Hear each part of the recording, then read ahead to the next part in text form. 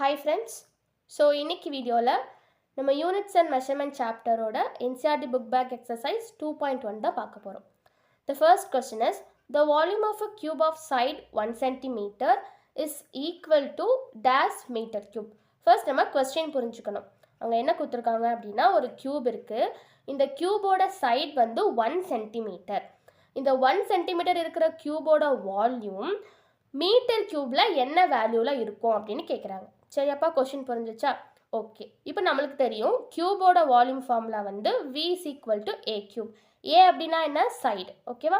இப்போது நம்மளுக்கு தெரியும் சைடு வந்து 1 சென்டிமீட்டர் அப்படின்னு சொல்லி. அப்போது volume equal to 1 centimetre the whole cube. Cube பண்ணோம் அப்படின்னா 1 சென்டிமீட்டர் கியூப் நம்மளுக்கு கிடைக்கும். இப்போது வால்யூமோட ஆன்சர் நம்மளுக்கு சென்டிமீட்டர் கியூபில் கிடச்சிருக்கு.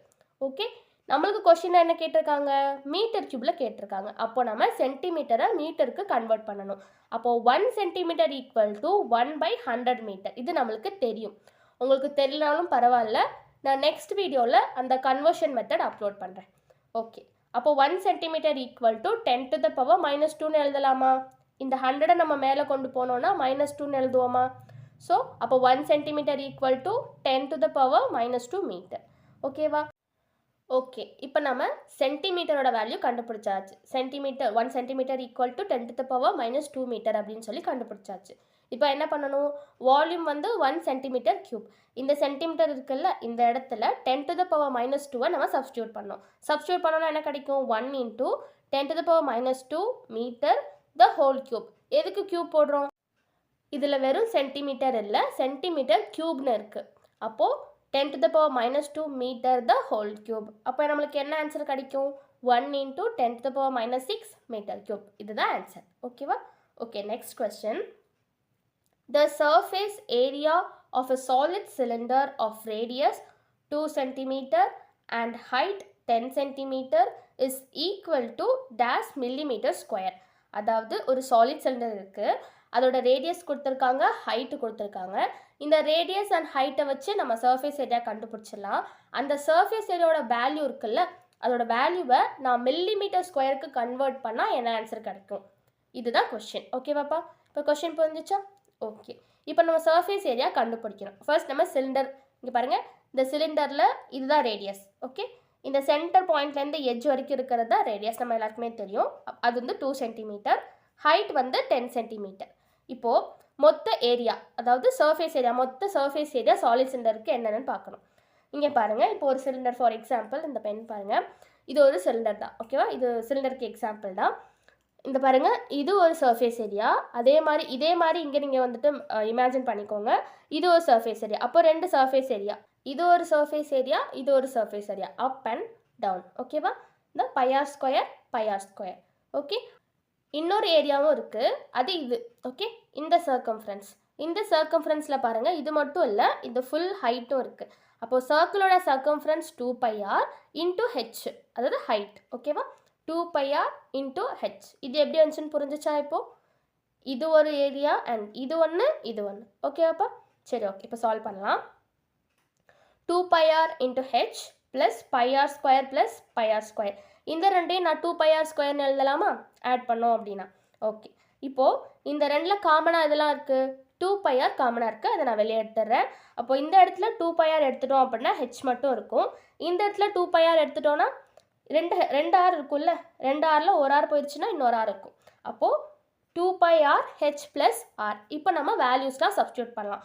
2 × பையோட வேல்யூ 3.14, ரேடியஸோட வேல்யூ 2 × h, ஹைட் என்னது? 10 சென்டிமீட்டர். அப்போ 10 + ரேடியஸ் வந்து 2. ஓகேவா? இது தெரிஞ்சிச்சா?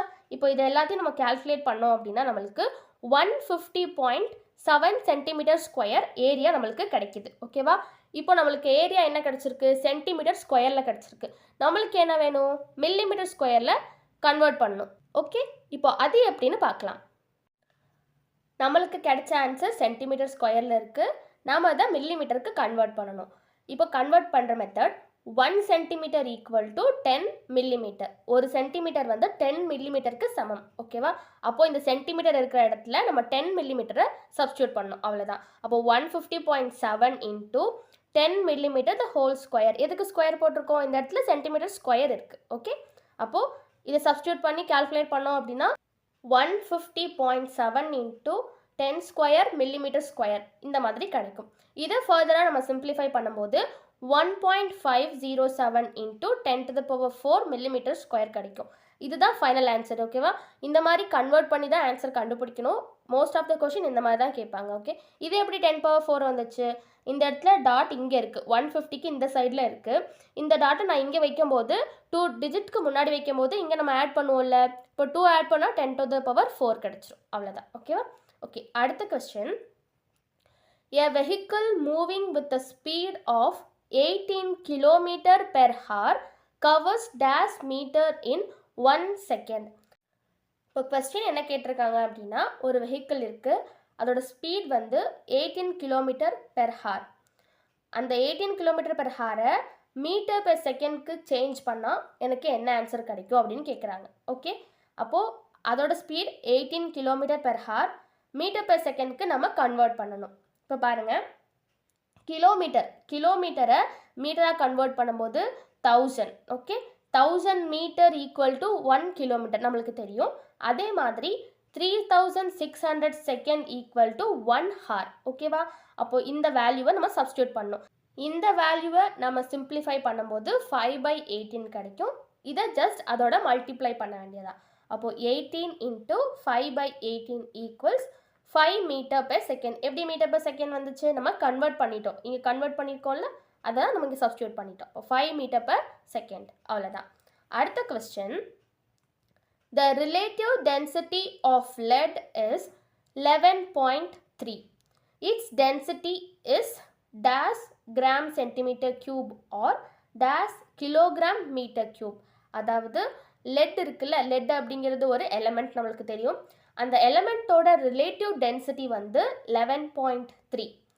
அதோட ஆக்சுவல் டென்சிட்டி இருக்குல்ல, அவங்க கொடுத்துருக்கிறது ரிலேட்டிவ் டென்சிட்டி. லெட்டோட ஆக்சுவல் டென்சிட்டி வந்து கிராம் சென்டிமீட்டர் கியூப்பில் என்ன ஆன்சர் வரும், அதே மாதிரி கிலோகிராம் மீட்டர் கியூப்பில் என்ன ஆன்சர் வரும் அப்படின்னு கேட்குறாங்க.